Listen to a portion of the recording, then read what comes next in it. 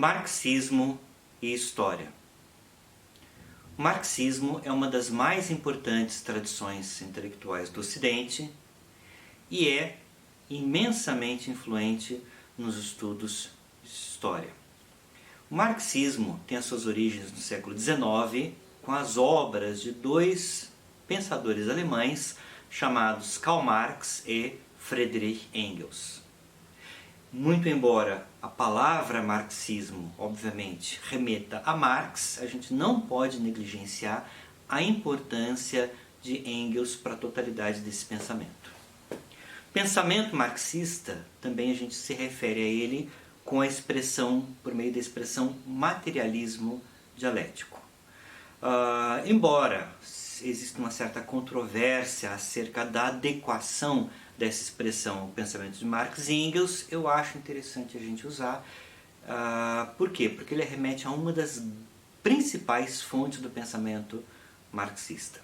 E aí vejam, quando a gente pensa nas fontes do pensamento de Marx e Engels, tradicionalmente a gente pensa em três fontes, quais sejam filosofia alemã, do século XIX, a socialismo utópico e a economia política liberal, principalmente inglesa.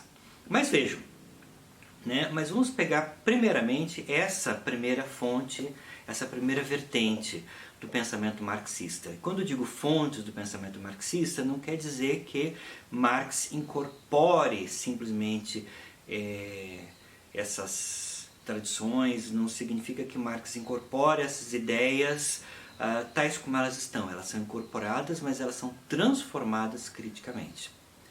E aí, nesse sentido, nós temos dois filósofos alemães muito importantes. É claro, nós temos uma miríade de filósofos, nós temos uma realidade multifacetada na filosofia alemã do século XIX, mas tem dois que são particularmente importantes para o pensamento marxista. O primeiro deles é Hegel. E de Hegel, Marx e Engels tiram um conceito de dialética. Quando eu digo que ele transforma o pensamento, é que Hegel pensa a dialética de um ponto de vista idealista. Para Hegel, a realidade material e o pensamento se identificam e as leis do pensamento, portanto, valem para essa realidade histórica. Só que vejam, para Hegel é o pensamento que produz a realidade material, enquanto que para Marx e Engels é a realidade material que produz o pensamento. Segundo pensador alemão muito importante é Feuerbach. Feuerbach é um pensador materialista, certo? Uma das frases mais emblemáticas do pensamento de Feuerbach é: o homem é aquilo que ele come. Em outras palavras, o homem se reduz à matéria. Mas Feuerbach é também conhecido por uma obra intitulada A Essência do Cristianismo, em que ele pensa o cristianismo como uma projeção inconsciente dos desejos humanos. Ou seja, tudo aquilo que eu quero ser, tudo aquilo que eu quero ter, tudo aquilo que eu quero ser é todo poderoso. Tudo aquilo que eu quero ter é tudo. E qual é a minha noção de justiça? A minha noção de justiça é tudo de bom para mim e para os meus amigos e tudo de mal para os meus inimigos.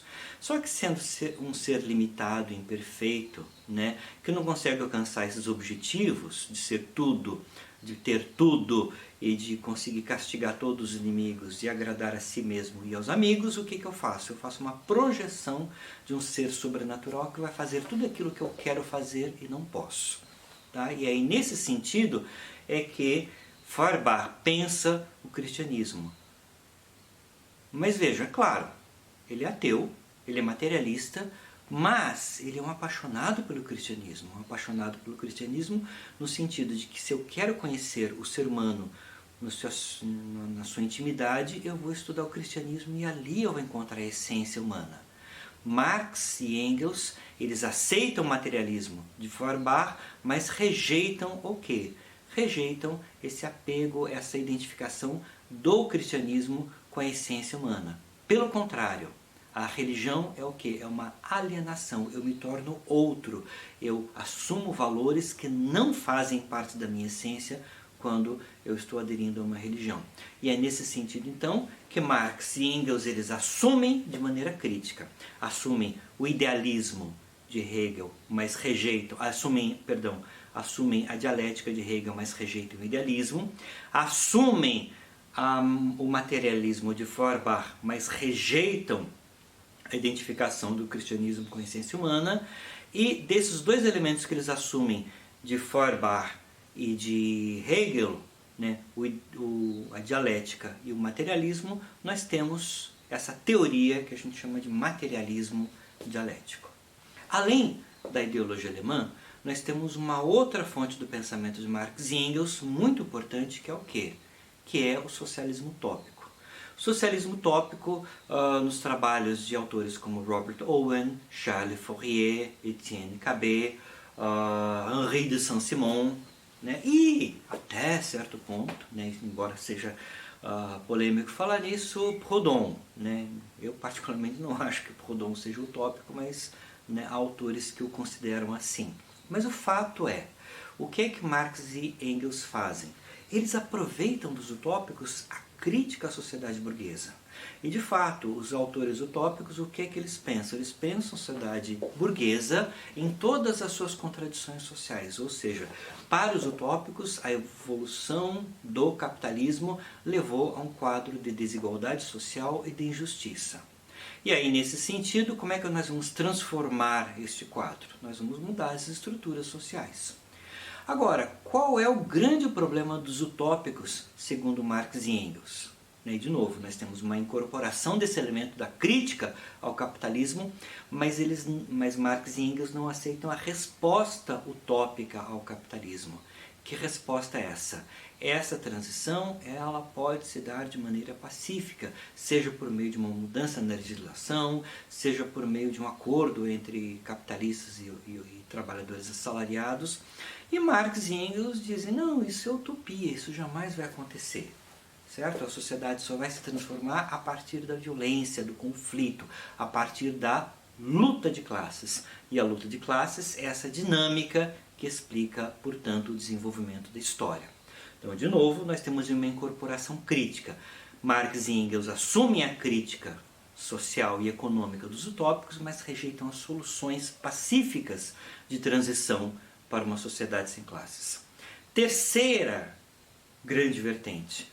Terceira grande fonte dos estudos de Marx e Engels, que é a economia política inglesa. A economia política inglesa, sobretudo os textos de Adam Smith, mas que remetem, em última análise, ao conceito de trabalho de Locke. O que é que faz Locke? Ele identifica o valor econômico ao trabalho humano. As coisas, elas possuem valor econômico, elas podem ser compradas e vendidas. Por quê? Porque as coisas, em última instância, direto ou indiretamente, elas são resultantes do trabalho humano. Ora, o que é que Locke e, de maneira geral, a economia política inglesa fazem? Eles usam essa teoria do valor associado ao trabalho para pensar o quê? Para suplantar, né, o antigo regime e colocar uma lógica burguesa, que é a lógica do trabalho. Mas Marx e Engels subverte essa lógica burguesa, essa lógica liberal, dizendo o seguinte, fazendo um raciocínio aparentemente muito simples, mas ao mesmo tempo muito lúcido. Ora, se o trabalho é que confere valor econômico às coisas, quem é, afinal de contas, que trabalha? É o capitalista ou o trabalhador assalariado, também chamado de proletário? Tá? E aí, nesse sentido, a crítica que Marx e Engels fazem à economia política inglesa é essa. Né? Eles incorporam essa noção do valor econômico decorrente do trabalho, mas ao mesmo tempo, o que é que eles fazem? Eles utilizam essa mesma noção para uma crítica à exploração do trabalhador assalariado. E aí vejam, a partir de então, eles estabelecem o quê?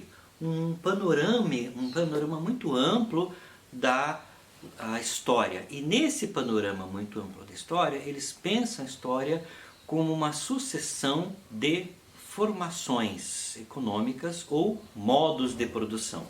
E aí, nesse sentido, nós teríamos o modo de produção primitivo, modo de produção asiático, modo de produção antigo, modo de produção feudal e modo de produção burguês moderno. Também chamado pela tradição marxista de modo de produção capitalista. O modo de produção primitivo é aquele que se desenvolve no âmbito familiar, no âmbito dos clãs e nos quais a divisão de trabalho é muito pouco diferenciada.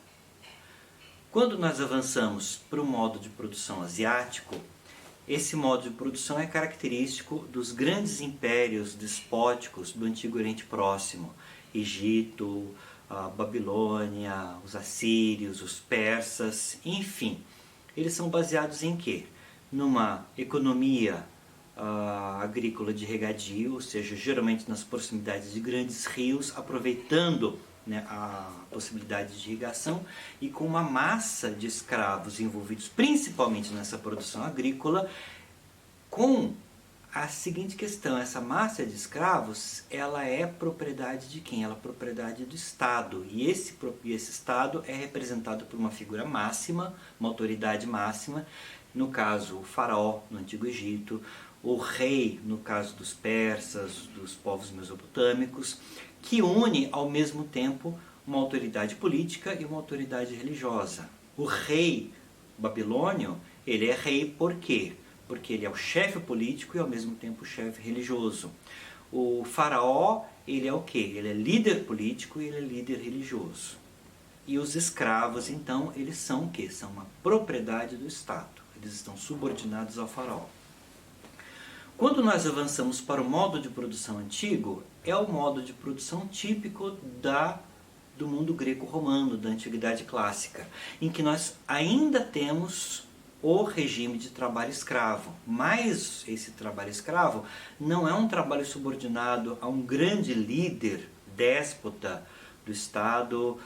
Não, são geralmente particulares, são cidadãos da polis ou cidadãos do império, mas eles são o quê? São particulares que têm grandes posses de terra, que são latifundiários. Então nós temos a instituição do latifúndio e da propriedade particular do escravo. E nós temos essa questão, o regime de escravidão.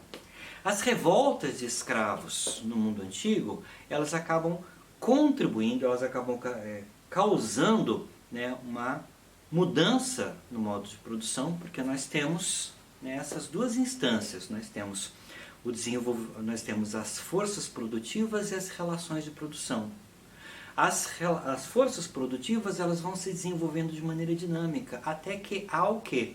Há um anacronismo. Nós temos relações de produção que não se sustentam mais sobre aquela base econômica. E o que é que se dá então? Há uma revolução, ou, né, um movimento de mudança, e esse movimento de mudança então dá origem ao quê? A uma nova formação social ou um novo modo de produção. E aí nós avançamos para o modo de produção feudal. Modo de produção feudal se caracteriza pelo quê?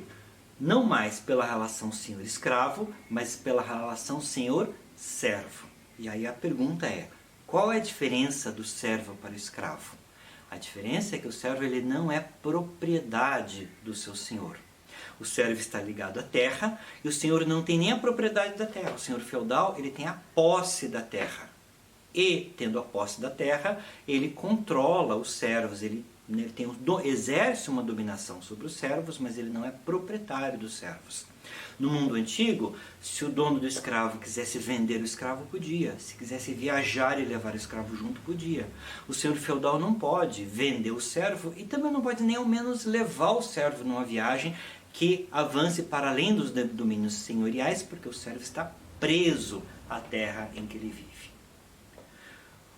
O mundo feudal também vai entrar em colapso, exatamente pela mesma questão, pela mesma razão.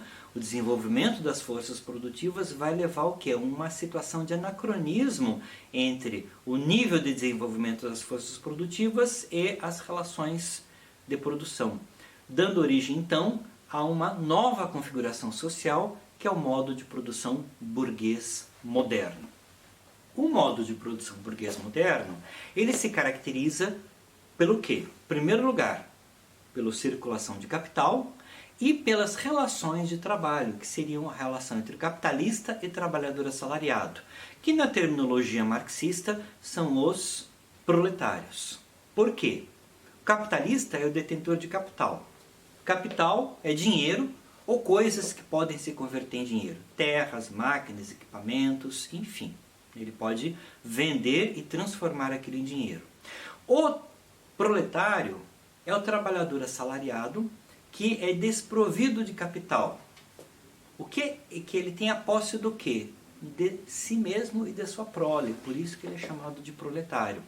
E sendo proprietário de si mesmo, ele vai fazer o que? Ele vai vender a sua força de trabalho em troca de salários. Só que, na visão marxista, o que acontece? Existe uma apropriação indevida de parcela do resultado dessa força de trabalho na forma de lucro, ou seja, o lucro, na terminologia marxista, é mais-valia. Corresponde a quê? A horas trabalhadas e não remuneradas. E aí, Marx e Engels fazem a análise da sociedade capitalista, que é a sociedade na qual eles vivem. E eles fazem uma projeção, ou seja, nós podemos ver para onde a sociedade capitalista está se encaminhando. Está se encaminhando para um movimento revolucionário.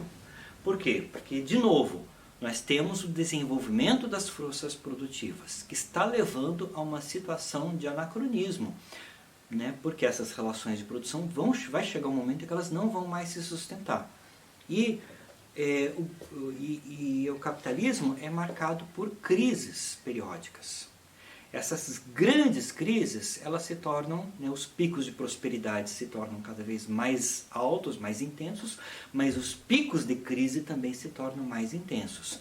Segundo Marx e Engels, no futuro haveria um momento de crise econômica no capitalismo e essa crise econômica levaria a um movimento revolucionário. Só que vejam, não se trata de uma revolução que acontece em um país.